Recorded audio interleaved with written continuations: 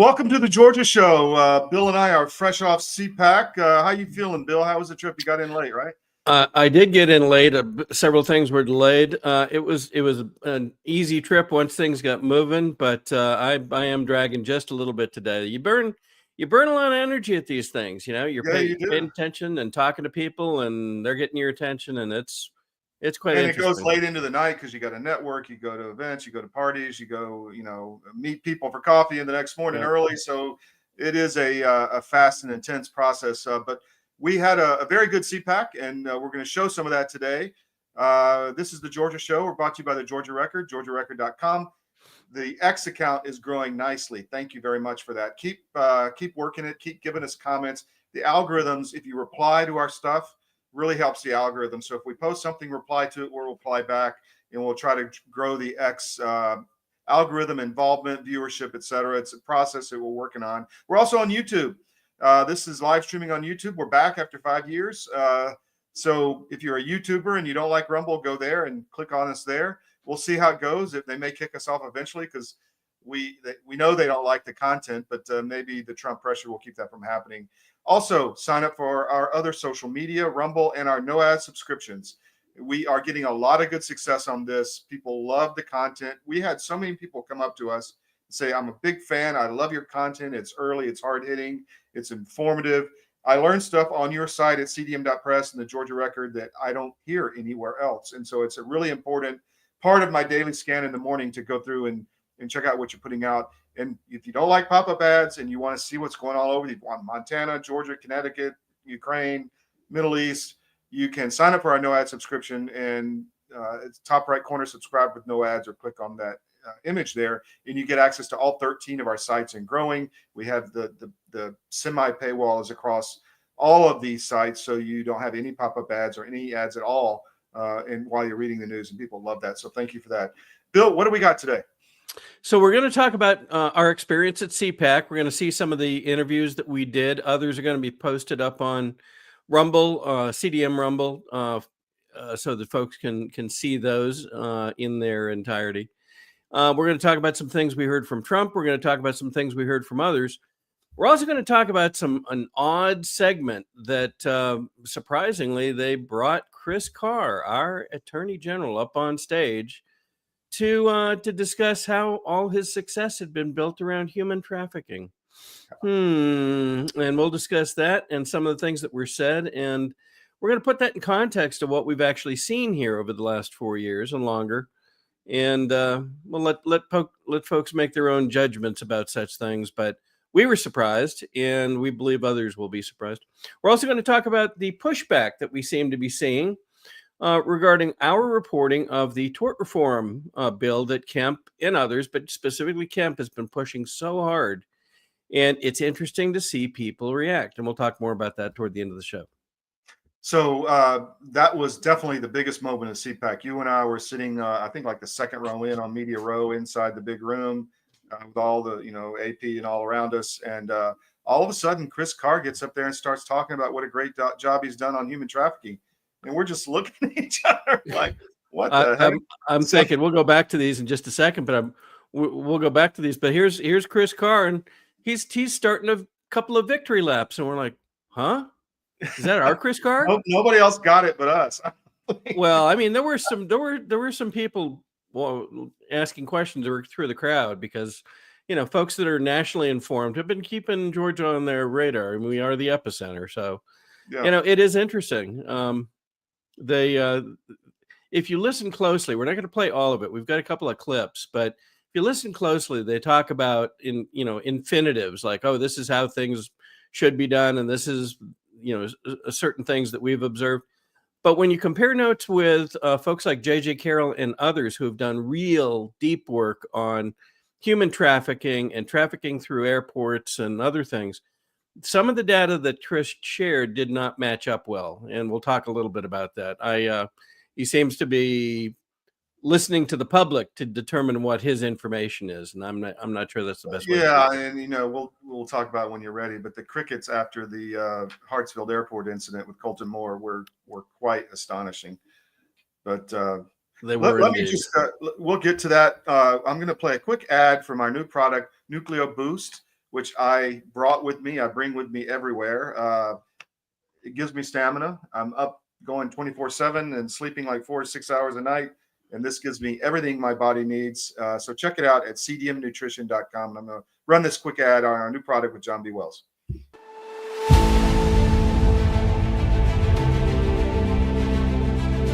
I'm watching my friends gain more and more weight. And then eventually, I got to tell you, this is a little dark, but bad diet literally killed my whole crew.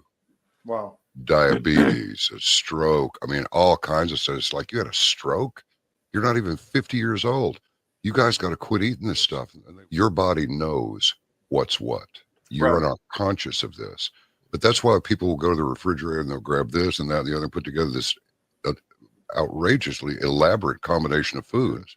Your body's trying to reach balance. Unbeknownst to us, our bodies are always trying to reach homeostasis. You can't eat all of this stuff and expect to live a long time.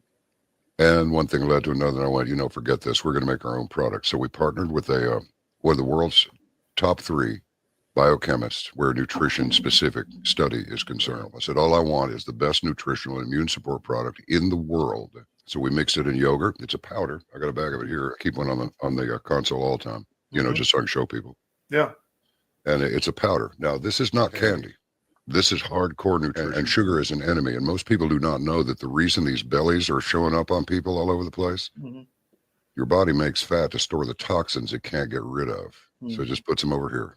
But I can tell you this, you take this for 30 days and then lay off of it for 2 or 3 days, and you'll go, good grief, give me some more. Skin, nails, hair growing back, cut yourself and it heals in half the time.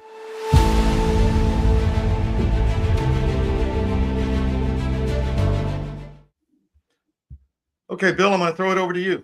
Okay. So what I wanted to do with these first few images is give people a sense of what this is like. If you've ever been to a national sales convention for an industry or sometimes for a company, this has very much that same flavor. There's a ballroom that is the center of the speeches throughout each of the days. There's a trade show floor down below it that is also several thousand square feet, and it's got booths all over the place from everybody that wants to be known as a conservative organization. Some are media companies like us. Others are purporting tools or initiatives or organizations that they would like people to become part of. We were directly outside the ballroom floor. So in this picture, we would have been just outside to the left. Wonderful location because as folks would come in and out, they'd come right by us. We had Nigel Farage right next door. We had a number of people that came by. I didn't make it onto the floor for 10 minutes before 2 people from Georgia came up and individually said hello and said thanks for the work and wanted to know what we were doing and our plans and so forth. So thank you for that. They know who they are, and I wanted to acknowledge that. They were very kind to come up and reintroduce themselves. So as you go through the day, as you mentioned, the days get pretty long. So here's a picture of what's called the Reagan dinner, which was one of the evenings, and that's a separate ticket to go to this. And the certain parts of things take on very much a party sort of celebratory atmosphere, especially now, given all the work being done by. And that's a big contrast to last year, Bill, which was very somber. There weren't many people there. People were scared and frightened about what might happen, but the movement kept going. That's right. And predictably, Trump spoke yesterday afternoon, and predictably, it was very upbeat and very well received. And he sent some tough, direct, but encouraging messages. I'll tell you about some of my conversations with local Washingtonites that happened through the remainder of the day in just a minute. But let's hear Trump's description of what was being done with the deep state in Washington.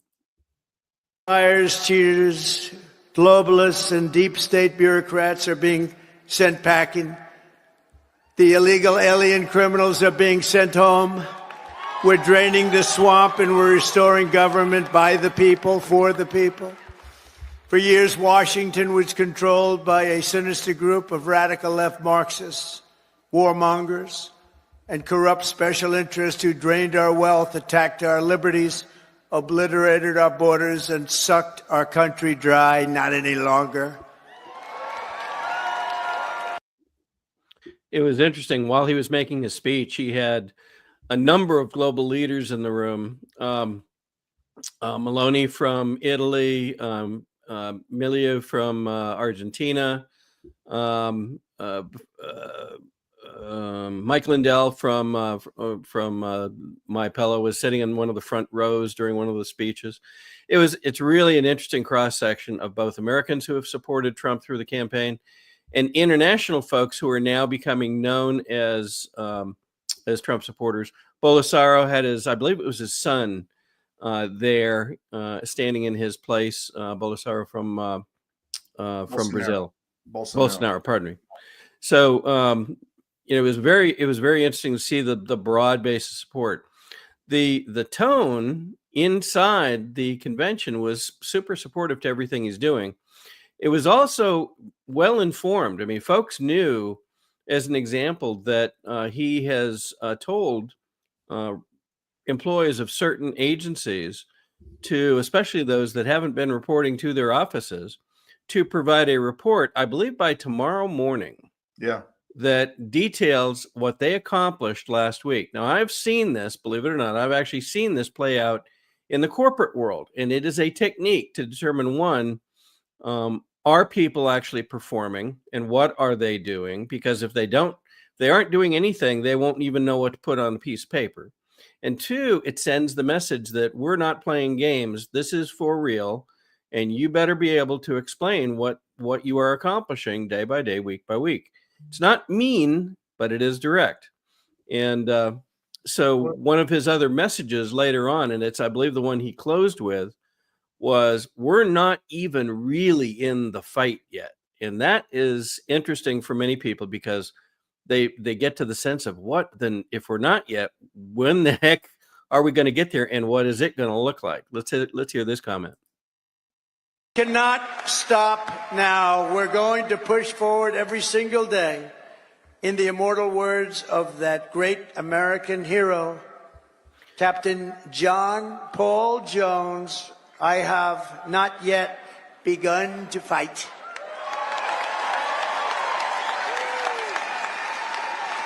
And neither have you.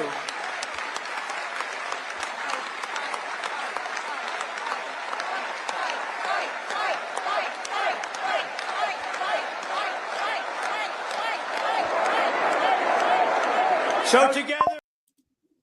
So I think and many people know, I have a tendency to listen and parse things that Trump has said and does say now. I found that very last comment to be interesting. We haven't begun to fight, and neither have you. Mm-hmm. And I wonder what he's implying by that. We've talked about the fact that some of these changes are profound and maybe even more profound, more all-encompassing than we may yet know. And I just found that interesting because he's implying that we individually, we as Americans, are going to be in the middle of this as we go forward in a positive way, I hope. We put up a piece on CDM.press this morning about Bernegger, a friend of the show and a friend of yours and mine, saying that it's a myth that the federal government does not have power to change elections. Mm-hmm. Yes, states are giving certain authorizations to do certain things, but it says in the Constitution, which you don't hear in the liberal media anymore, that Congress can alter these procedures with laws or regulations, something to that effect. So I think you're going to see a federal push on elections, which has big significance for Georgia and Florida and all the swing states. Absolutely. One of the most Georgians that have been in the election integrity activist and advocate business for now going on 4 years or more realize that internally we've tried various means to get Georgia, either the Secretary of State or the legislature or the governor or somebody to step in and take change and make change here in the state. They've all been resistant to the point of simply saying we can't. And yet our own Constitution, the laws of Georgia suggest that there are certain changes that can be made, yet nobody was willing to use those to make those changes. So it is interesting that all of a sudden we find out, as you say, nobody's been talking about these federal constitutional stipulations, but that might allow a change to be impressed on the election process across many of the states. You know, we've made a big push in Georgia, specifically in Fulton County and other areas, for transparency and accountability, and to get rid of corrupt actions and actors, so that the party can grow and thrive and become an America First real party that it has the potential to be. And we've received a lot of pushback on that, saying people should unify around the Kemp government. And I think as all this comes out more and more and more, a lot of Georgians and a lot of politicians and people who have held power are going to have to make a choice. Do they go with the future under Trump, which they say they support now, or do we try to hold up this, in our view, kind of almost corporate fascist state that Kemp has built in the state? So it's going to be fascinating to watch where people, go down.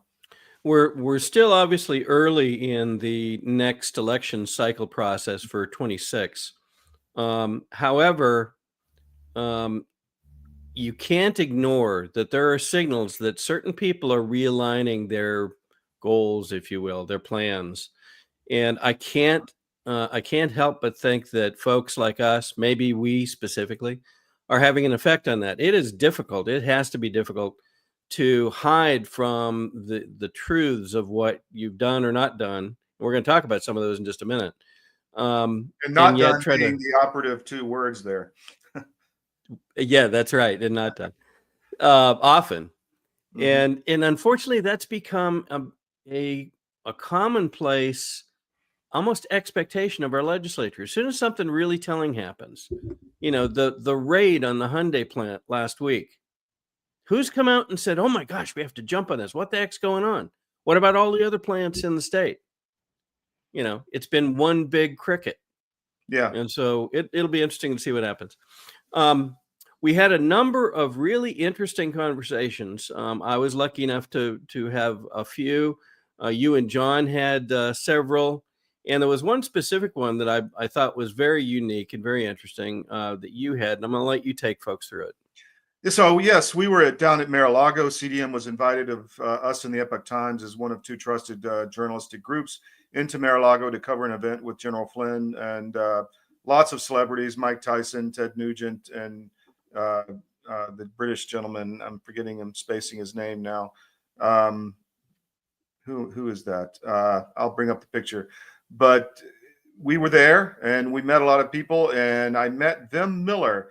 And little did I know that Vim Miller was the third Trump assassin, or at least accused to be. And I met him at Mar-a-Lago after going through Secret Service screening. So he obviously was not an assassin, but we had a nice interview at CPAC, and I enjoyed speaking with him. Do you want to run that, Bill, or me? You bet. I got it. Okay. So I was telling my new friend Vim Miller that it's not often I get to talk with an assassin. So we're talking with Vim Miller, who was accused of being the third Trump assassin. And then I met him at Mar-a-Lago, so he went through Secret Service, so I know he's not. So good. It's funny because I was like, it was a trip. Like I was actually filming Donald Trump. He was there. He was like 10 feet away from me, and he starts like waving at me, and I'm like filming. I'm like, I can't believe 5 months ago. Well, less than 5 months ago, this sheriff Chad Bianco of Riverside, tried to character assassinate me so he could get the national spotlight. And obviously he was planning on running for governor, which we actually called the day he came out with these false accusations. And lo and behold, 4 or 5 days ago, he announces his run for governor while I'm on my way to Mar-a-Lago. And that was actually a trip, because I actually posted something where I filmed the president just passing by right in front of me while I'm filming. And I'm like, hey, guess what? Hey, Chad, I got full security clearance. I guess I'm not an assassin, Bizarre story, man. Bizarre. So I guess only in America this sort of thing, it happens where, one day you're called an assassin, the next day you're hanging out with President Trump. You know. So I have a good friend, Chris Gleason, who's down in Florida. You don't know him, but he knows of you. And he called me that day, and he's like, "That dude is not an assassin." Yeah. He told me straight up. Not the assassin. You know, I'm becoming a bit of a media assassin, though. I think that's my lane right there. You know, we've been doing the irony of this whole thing is we've been exposing what's been going on with, you know, what people call the deep state, our corrupt elite, you know, these USAID, which we didn't know there was like the money was coming from USAID, but we knew, especially working in Hollywood for 25 years since I was a kid, where there was money that would appear for agendas that just didn't make sense. Now I understand where it's coming from. Economical. It was just not making sense. Where it's like, and it was propagandistic. And I'm having been a music video director, a TV producer, I saw this propaganda behind the scenes. I saw how a lot of this poison is infused into our culture, you know, to do things like make, you know, men not feel masculine and make women feel masculine. Things like that are like, have caused havoc with the families in this country, are destroying children. You know, 50 years ago, we didn't have children that thought they're cats, okay? And like, this is because the family structure is being destroyed due to this horrible propaganda. A lot of it emanates from Hollywood.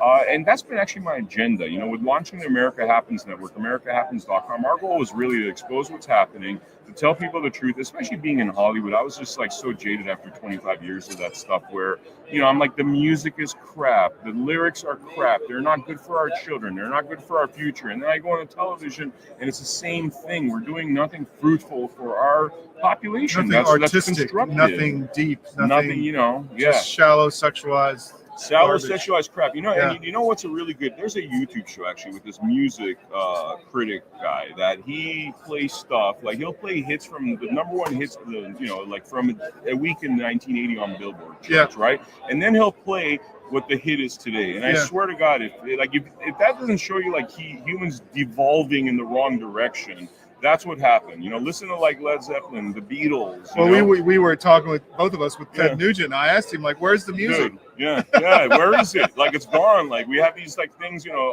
whatever, auto tune, all this crap that, you know, 85 producers, and then you have guys like Ted Nugent that sit there, old school guys, write their songs, sculpt their songs, and most of these things are masterpieces compared to what we're hearing today. You know, so true. It's we have to change this culture. We have to return to culture is upstream from politics. Exactly, sir. Exactly. So tell the world who you are. All right, so my name is Ben Miller, and this is the latest thing. This is the third assassin documentary, which we released 12 minutes of on my X account, not Vem Miller, NOT Vem Miller, because Vem Miller was sacrificed for Twitter 1.0. They got rid of it. L. Todd Wood was sacrificed too, so I have the real L. Todd Wood. I have the not Vem Miller. You know what I mean? I'm trying to make sure they don't think I'm Vem Miller because they might cancel me again. You know, so. You know, I've been doing this stuff. You know, I left Hollywood in 2018, took a few years off, and then really hit it hard with this freedom movement in terms of the media and all that. And the irony of this whole Chad Bianco story, which you guys just have to watch that 12-minute piece and you'll know really what happened there, is that, you know, he picked on me. He thought he could get away with it. I think it's, you know, actually God's will that it was somebody like me that is lucky enough to have friends like the gentleman that I've never even met that is saying this guy's not an assassin because he's probably been watching my stuff. He knows who I work with. You know, I had people like Roger Stone, Alex Jones, Stu Peters, so many of them, Jeremy Harold, you know, really saying, hey, this is nonsense, and really standing up for me. And the irony of all this is that Sheriff Chad Bianco claims he's a Republican. He said, you know, he's a Republican under the R. And so am I. So this was not a political thing. This was really about truth versus fiction. It was really about somebody that's really trying to, you know, harm somebody by a character assassination to raise their profile. Really nasty thing to do, you know. We don't need people like this. Just because he has an R in front of his name. And we have some great California candidates coming up. Actually, one of them I was just talking with, his name's Leo Zaki of Zaki Farms, which I grew up in LA buying these people's products, right? Zaki Farms was a brand that I remember more than any other brand because this is what I grew up with. And in 2019, due to these ridiculous California policies, these anti-business policies, his business was run out of business, generational family business that was employing hundreds of people, gone because of ridiculous policies that are anti-business, socialistic policies. And this is the sort of thing we got to stop because that's no good. That's good for nobody. If we don't have jobs, we don't have good family businesses, we don't support our small businesses, we're gone. We're gone. The country's gone. We're going to a socialist state. And all those wonderful products that Zaki Farms has, no longer around because of these bad policies, and that's what we have to reverse. Well, good talking to you. How do people follow you? Check out AmericaHappens.com. That's our network where we, publish content that we produce on a dime, really to expose what's happening. Also, Not Them Miller, where I have things posted, especially the story I'm telling you about, the 12-minute videos on there in terms of the Chad Bianco story and the false accusation, what we call the third assassin hoax. And would love for you guys to join us and follow what's going on. Excellent. We'll have you back on. Thank you, sir. Thank you, my Thank friend. you very much. All right, I appreciate take care. you. Bet. That's a fascinating story. Sorry, Yeah, go it ahead. is. I was going to say I enjoyed that conversation. That's all. Yeah, he seems about as authentic as anybody I've heard. So Yeah, I think we're going to be hearing a lot more from Mr. yeah. We may do some work with them on some reporting in DC and some other things. We'll talk about that down the road. Shall we hear from David Cross before we move on? Yeah, please. Let me just say, David is the guy to call if you've got a change in your life, as in a death in the family with a probate to go through, or sale of a business, or retiring and you got to move your IRA. What do I do with it? So if you have any of those issues, give David a call. This is a special report. Knowing how to invest your money is harder than ever before. Dealing with stock market volatility, record debt, and terrorist attacks requires new thinking. At U.S. Asset Management, we can help you see the world more clearly so that you can move beyond the chaos and invest with confidence. Call us, visit us online, or drop by our office. U.S. Asset Management, helping you make better decisions with your money. Back to you. Okay. So we spoke earlier in the hour about Chris Carr showing up on stage to talk about human trafficking and share his expertise and accomplishments at CPAC. So we took some excerpts. The entire segment is about 24 minutes. He probably is interspersed in 4, 5, 6 places in that conversation. The schlaps have a tendency to kind of dominate part of the conversation. But I wanted to play a few things that he said. Then we're going to go back and do a little vignette repeat of the last couple of years to refresh people's memory. CPAC do to help those of you who are in law enforcement get the bad guys and make sure they don't victimize any more kids? Well, and Sarah was talking about one element. That's restoration. Think about it. Let's talk a little bit about what human trafficking is, sex trafficking. And what we see in Georgia, we're talking about the average age of a victim is a 14 to 17-year-old girl. So we're talking about the 8th to the 11th grade. And human trafficking breaks human beings. And I believe everybody in this room believes in the dignity, value, and worth of every human being. And we have an obligation to put those human beings, try to put them back together. But you do it through restoration. But you also do it, Matt, through legislation. And that's why your ranking system matters, to make sure that legislators and the public understand what laws need to be passed. Because as you said, 8 years ago when I became Attorney General, people said that we were making this up. But we're literally having children. Making it a political issue. Making it a political issue, trying to scare people. But when you have 14 to 17-year-old girls being bought and sold 5 to 10 times per day, this is an issue that I think we not just have a legal obligation, but a moral one as well. So absolutely. So education. Every single person in this room can be trained on the signs of human trafficking, and I'd encourage you to do it. We in Georgia, our First Ladies, put a training system together. You got to educate, you've got to legislate, but you also have to prosecute. And that's what we've done. So in 2019, in our state, our governor, our legislature gave us the authority to prosecute human trafficking. In these 5 years, we've rescued and assisted over 200 victims. That's 200 lives that will forever be changed. We've convicted 50 individuals on trafficking, and this is sellers as well as buyers and enablers. What's an enabler? Well, we prosecuted a clerk in a hotel that was in on the act as well. And as Sarah said this, you cannot be serious about fighting human trafficking if you're not willing to secure the border. Because gang-affiliated, human trafficking, 80% of human trafficking is gang-affiliated, both in the country as well as transnational gangs as well as the cartels. And finally, we have an administration that's not willing to coddle criminals, but President Trump and A.G. Bondi and Kash Patel, they're willing to go after and partner with us too. So the cavalry is coming, and the people in this room are the cavalry as well, and God bless you for doing it. the lives of millions of children if they will just engage us on the idea that if you don't secure your border, you're victimizing children. Well, it's a human issue. It's not conservative, liberal, Republican, or Democrat. It is a human issue. Well, and that's why, I mean, So there's a number of different comments that get made in there that we can unpack and put in perspective with regard to the work that has and has not been even attempted under Chris Carr's watch. My first question, Bill, is where was the cavalry 4 years ago? You know? Well, and we're going to talk specifically about that. Now, keep in mind that December 20th, 2017, Trump signed an executive order, 13818. What did it have to do with? Human rights abuses, and specifically human trafficking, serious human rights abuse and corruption around the world, okay, including in the U.S. So this was already in place in 2017. Notably, this is one of the executive orders that created a national emergency and has been continued for reasons we can't quite answer each year since Trump left office, if you will, in 2021. It should have expired that year, but it has been continued 4 times now. That alone, a national emergency of that type, that alone gives authority to take action and to collaborate, corroborate, and cooperate with between local and national and state authorities. So where the heck has he been? He also talks about 200 people being, I think, rescued and 50 people being convicted. I mean, this isn't even the ink on the paper of the breadth of this issue. We've had J.J. Carroll on, who's worked with Ryan Mata and has reported extensively about the hundreds, thousands of children being brought across our borders, sometimes under escort by NGOs, including Catholic Charities and others.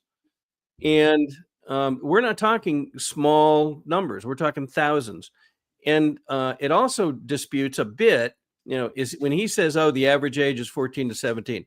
I think that's what the public thinks. But from listening to the experts that have actually done the work on this, the average age varies and can be very young, troublingly young. And you see the videos that we've shown in the past and that J.J. Carroll and his organization have shown. And these are not 14 to 17-year-old kids. These are 8, 9, 10, 12, and sometimes even younger than that. So that's piece one. So piece two is, oh, gosh, we've done all this work. We're making all this progress in 5 years or whatever he was quoting. But here's what President Trump had to say about this whole issue. She's facilitated the largest wave of sex trafficking and human trafficking in history, the history of our country by far. And in case you don't want to write about it, but you should, because there can be no bigger scandal than this, we have, under this administration, 325,000 migrant children are missing. 325,000 migrant children missing. So, Mr. Carr, if you're making these efforts, I would expect to see those numbers in the thousands, tens of thousands, perhaps, just in Georgia. And especially after Senator Moore last year in February encountered this in Hartsfield Airport.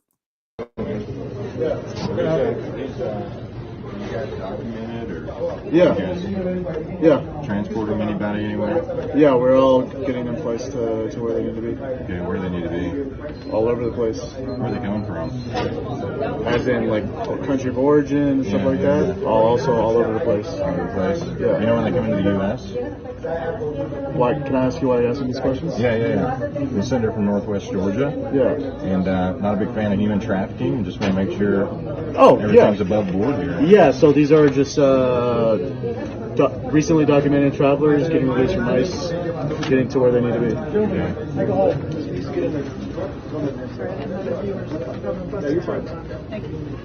So you're for a company of volunteers. Yeah. Team Liberty. Yeah. Okay. Is that a non-government organization? What is that? Yeah. So you receive. How'd you get the job? I'm a volunteer. I mean, there's people that they get dropped off here from ICE detention with no help, so we just,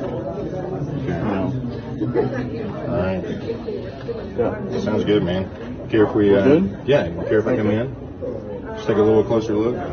I mean, you can stand right there. I don't know you I don't know you very well either. So Yeah, just let me get a video if you don't mind. actually, you cannot get a video. No. You cannot get a video. No, you're not allowed. You're not allowed. You're done. Okay. At which point Senator Moore was assaulted and they tried to take his camera away. By U.S. military active duty personnel. Correct. So in the following day or two, he spoke on the floor of the Georgia Senate and reported this. I'm not going to play the entire video right now, but my point in this is this was not a secret. This was well known. It was national news when it came out. And yet, what did Carr do? If he's this big advocate for human trafficking, what did he do subsequent to these discoveries? Crickets. Following that, even Charlize Byrd identified that there were other issues that needed attention. Fannie Willis took her oath of office while she owed certain monies to the state. You can't do that because your oath that you take says, I don't owe the state. I'm not holding any money due to the state. And yet she was. She pointed that out to both Carr and Kemp. What did they do? Crickets. So this is a pattern. Carr has done and avoided doing things again and again and again to either avoid controversy or to, fail to give any attention to perhaps some of the most troubling things going on in Georgia. Here's a reminder of where is Trinidad. Look right there. Athens, Georgia is one of their top places to operate in the country. This was public news as well. Did you do anything with this? No. Yeah. I don't think Kemp or Carr said a word about Hartsfield, did they? Did they say anything? No, nobody did. Yeah. Here's the raid last week where, ICE descends on a Hyundai plant in Rome, Georgia. It's a plant operated by both Hyundai and SK, and hundreds go running for the fence lines to get away from ICE. Any comments? Any action? Again, same pattern. See no evil, hear no evil, apparently. Here's Governor Kemp earlier in 24 taking a bow. Where is he? He's at that same plant. Yeah. Where Hyundai and SK have a plant in this area in Rome, Georgia. Patterns again and again and again. So what has before I show this, because this is going to be unbelievable to some people. So what has Carr been spending his time doing? Well, here's an example. Today, we announced a settlement with two former telemarketing companies and their owner for allegedly committing deceptive business practices while selling magazine subscriptions to Georgia's older and disabled adults. Posted by Chris Carr himself. Yeah. I'm sure he's done other stuff beyond this, but I'm horrified by somebody taking a bow and a victory lap on human trafficking when they seem to have done everything but attend to business when it comes to human trafficking. And we're not going to let it go. So completely right. Yes. Okay. So with that, shall we take one more break? Yeah, let me pay some bills here. So we are, the Wellness Company is a big sponsor of ours. This is the ultimate spike detox formula. If you have somebody who's been vaccinated, check this out. Go at twc.health/CDM. Let me bring that banner up here. 1 second so we have it. Here it is. And go to the website, use promo code CDM, and take the 10% off. But if you've got somebody that you're concerned about, what this is developed to do is to reduce inflammation from the spike proteins. We're not saying it's going to cure cancer or anything like that, but there are a lot of things that this vaccine is showing that it can do to the human body in a negative fashion, and this is one way to fight it. So check it out. And there's been a lot of studies that the nattokinase and other things that they put in this that Dr. McCullough has said has been shown to be effective, and the studies are on the website. So twc.health /CDM, promo code CDM for 10% off. Bill, can we run one of their ads, please? Yes, certainly. Well, in the case of hydroxychloroquine and ivermectin, these are two medications that have been FDA approved for use in humans for decades. They are very, very inexpensive. Interestingly, available over the counter in almost every other country other than the US and Canada. You can just walk into a pharmacy and buy them like we buy Tylenol in much of the world because they're that safe. And we've known for decades that ivermectin has very strong antiviral properties. It has anti-inflammatory properties, and both ivermectin and hydroxychloroquine are what we call zinc ionophores. They help to move zinc from the bloodstream into the cell, which is where it needs to be in order to fight off a virus. So lots of application for these, and we have every reason to believe that those drugs also will likely have some efficacy against H5N1 or a number of other respiratory viruses that we may meet down the road.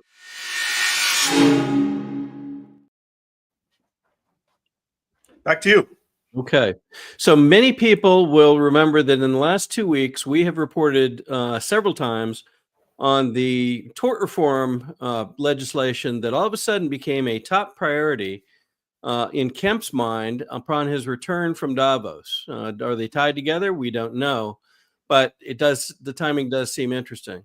After going through and actually reviewing the bill and asking the advice and the analysis of expert trial attorneys and others that know this stuff in more depth even than we do, we note that there are a number of things that are very clearly meant to support and protect in some ways insurance companies, protect certain corporations, and protect certain property owners, especially big property owners.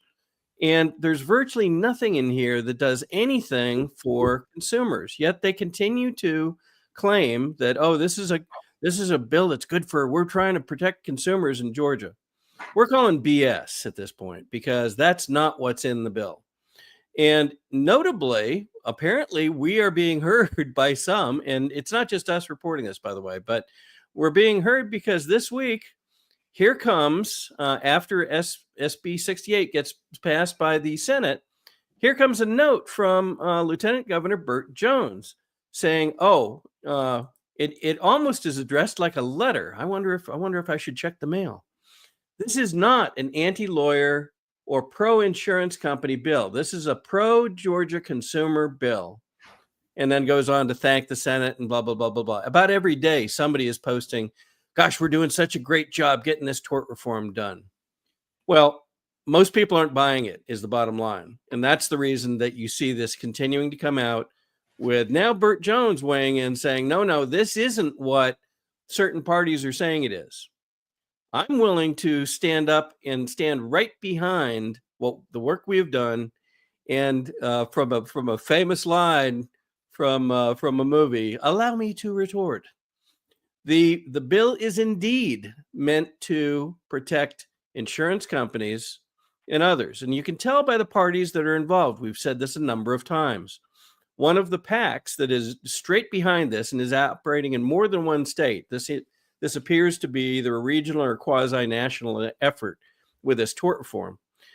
They have a 30-year veteran of the insurance defense industry, an attorney that's been doing this for 30 years, defending insurance companies. As one of the key members of the board on this PAC, and they call themselves Protecting American Consumers Together.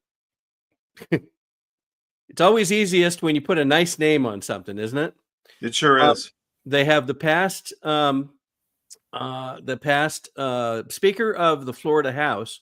Florida, as you may recall, passed a tort reform bill, somewhat different, but they did it a couple of years ago in their legislative session.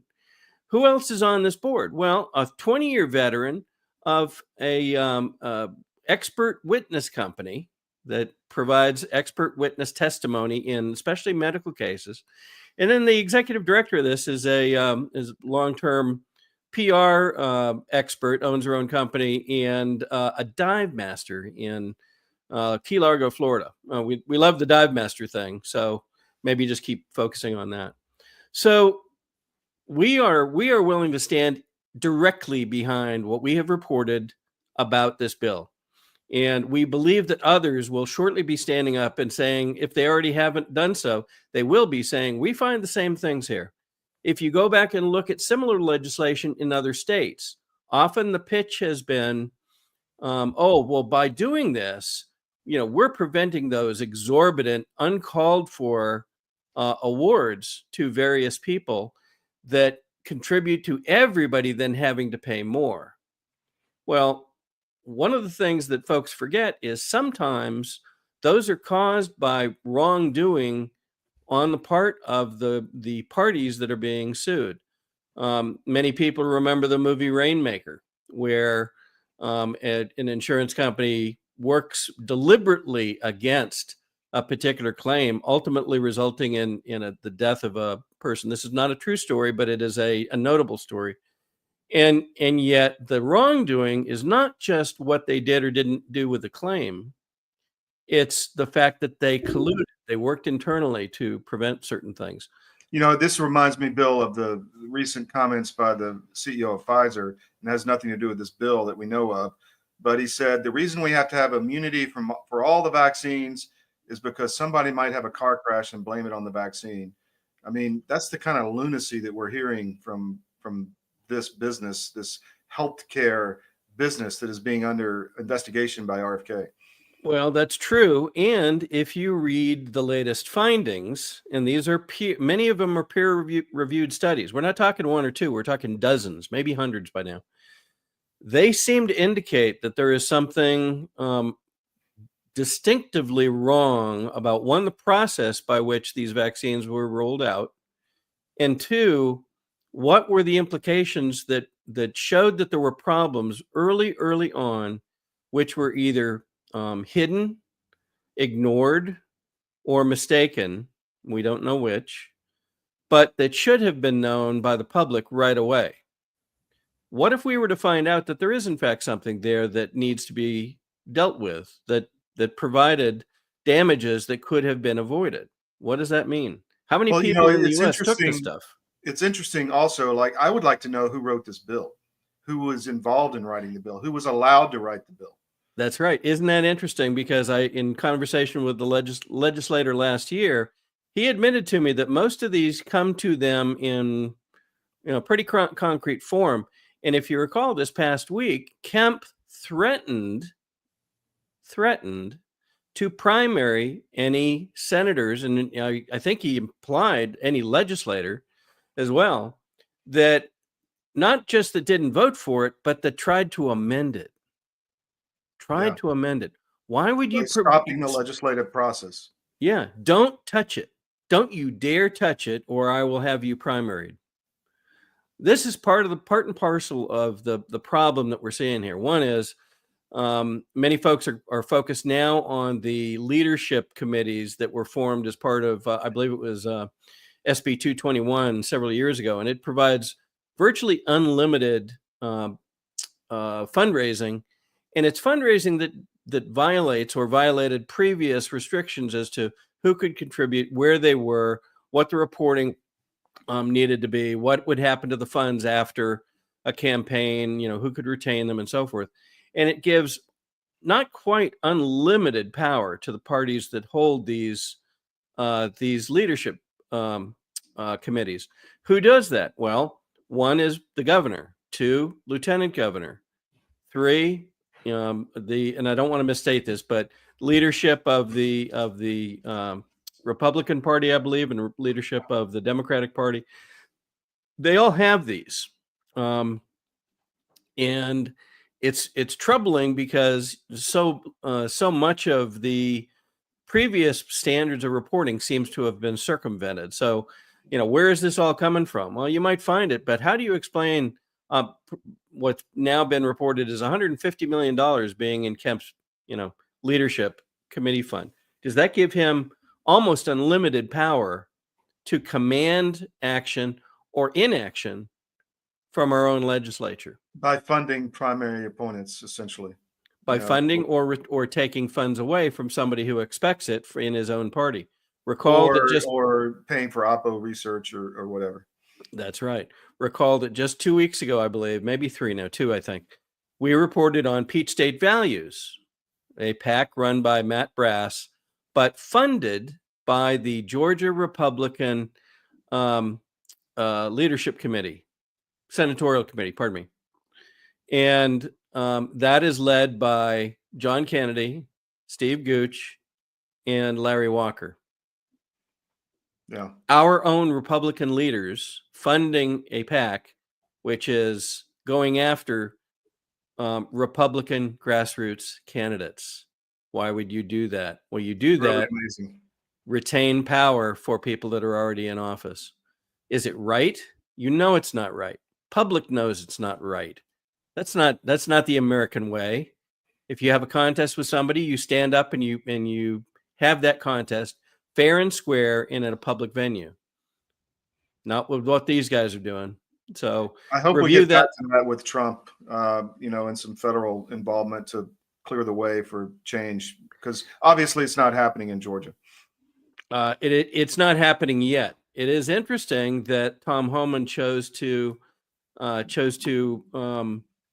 raid, if you will, or whatever they're calling it, this Hyundai plant. Keep in mind that the Hyundai plant is just one of, I believe, 2 or 3 that they have in Georgia, and probably not the biggest one.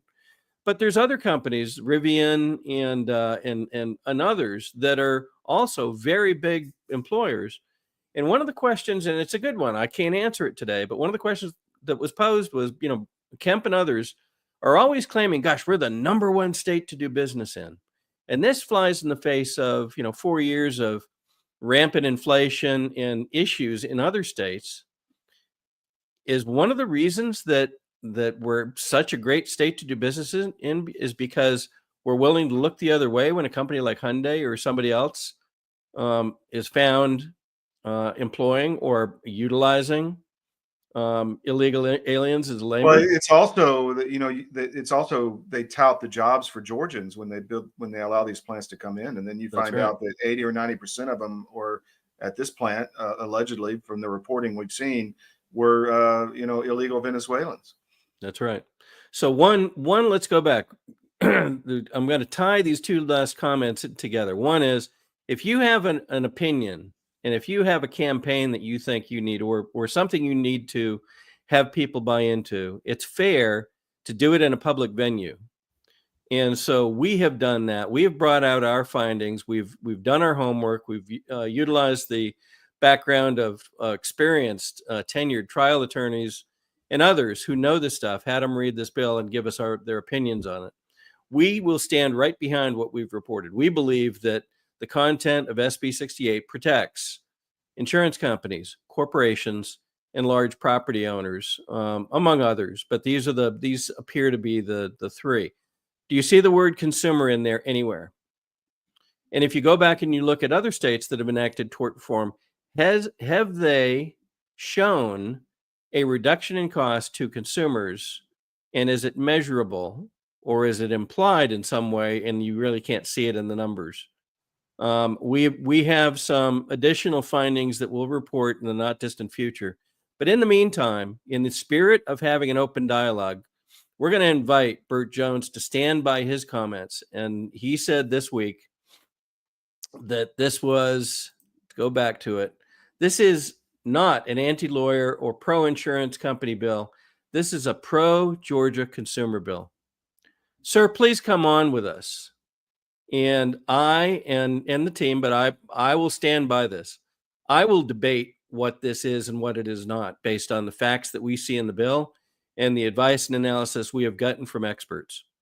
We would love to do that. We'll do it in an open manner. We'll do it, fair and square. But we believe that our position is the correct one.